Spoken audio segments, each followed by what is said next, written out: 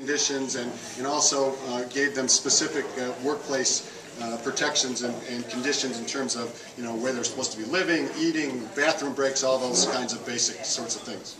And instead, what they found when they got here was working, you know, 16, 17, 18 hours at a shot, unable to go to the bathroom, not really able to eat, probably more than once a day, and ended up getting paid about $1 to $2 an hour is what they had been paid up until that time, which was the end of the fair. And interestingly, the fair there are a lot of agencies that are responsible for regulating conditions at the fair, all kinds of different conditions. And the food people, for example, had inspected this vendor previously, but had failed to pick up this what was going on. So I think that the point of this story is that what I'm leading to is that a couple of things. One is that the conditions of the triangle that led to the Triangle Shirtwaist Fire have not ended. They haven't ended for us here in the United States. They have not ended internationally. That there still are people working under terrible working conditions, some of them right under our very noses here in central New York. And you can think about this as, well, you know, okay, what does this mean? Does this mean that there's some bad apples out there that we need to identify, and we need to make sure that, you know, this vendor at the fair doesn't come back, and that our regulatory agencies are able to do an effective job that they need to be doing? And yes, all of that is true. But I think that actually these examples strike at something which is actually much more sort of fundamental to our system and to our context as it exists right now.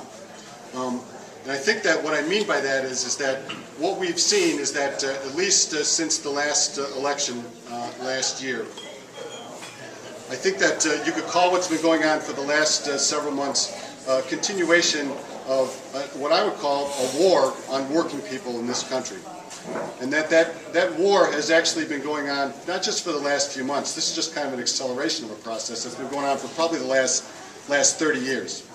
And when things happen, the things in safety and health that I'm talking about happen, that tragedy then is followed sometimes by triumph or by positive movement. And what we've seen over the last 2 or 3 years here in the United States is tragedy. And it's tragedy of a different sort than what we've been talking about. It hasn't been a fire, it hasn't been these sweatshop sorts of conditions, but it's been an economic tragedy. And in that economic tragedy, who's paid in that? Who's paid the price for that economic tragedy? It's working people across this country, and they paid with their jobs, with their houses, with their retirement pensions. They paid with even their collective bargaining rights are being actually taken away and threatened in many places. So what does that have to do with health and safety? Well, what that has to do with health and safety is that just like this vendor at the fair, who was abusing his workers in many different ways, when a tragedy like this one strikes, which is this economic tragedy, that conditions for workers generally get worse. And when conditions for workers get worse, it means problems not only with collective bargaining rights and wages and benefits and pensions and all that stuff, but it also means problems with health and safety. That employers are more prone to cut corners, that businesses are demanding that government cut regulations and cut the agencies that actually train health and safety professionals, that enforce our health and safety laws, that make our health and safety laws. All of those things need to be cut because the people who created this problem and created this crisis need more freedom to basically pursue profit with the promise that we're going to get some of it later.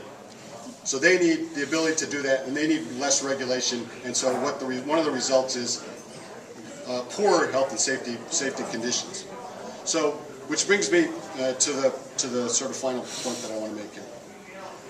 If we as a health and safety movement are going to move forward, I think that one of the main things that, probably the central thing that I would argue that we need to do is to think about the old labor song that sometimes actually we used to sing at labor gatherings, which the song Solidarity Forever.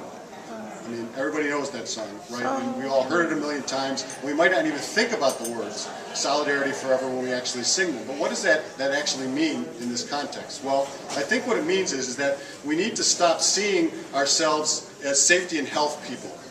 we need to start seeing ourselves actually as part of a bigger movement for workers' rights in the workplace generally. That our movement of safety and health is not just a technical issue, it's not a medical issue, it's not just a scientific issue, it is a profoundly political issue. And that if we don't recognize that, then I think we're lost. And we need to, in order to move forward, we are going to have to join with everybody else who are fighting for workers' rights in whatever form that is, whether it's for collective bargaining rights, whether it's for pensions and decent retirement, whether it's for a decent living wage for everybody in this country, whether it's for health care for everyone, whether it's decent education. And it also means that we have to stop recognizing the differences between us and start recognizing the unity of us. We have to stop thinking of ourselves as union versus not union, as public sector versus not public sector, as immigrant versus not immigrant, American versus not American, men versus women, black, white, Asian, Latino, Native American. All of us are in this together as part of that same struggle. And I think that until we recognize that unity, again, we are going to be lost in terms of moving forward in safety, health, and any other workers' rights issues. But when we achieve that unity, I think that's when we will realize the power that we need to make those changes that are going to create not only healthy and safe conditions in the workplace, but a whole range of other conditions that are going to improve working people's lives in this country and even internationally. Thanks.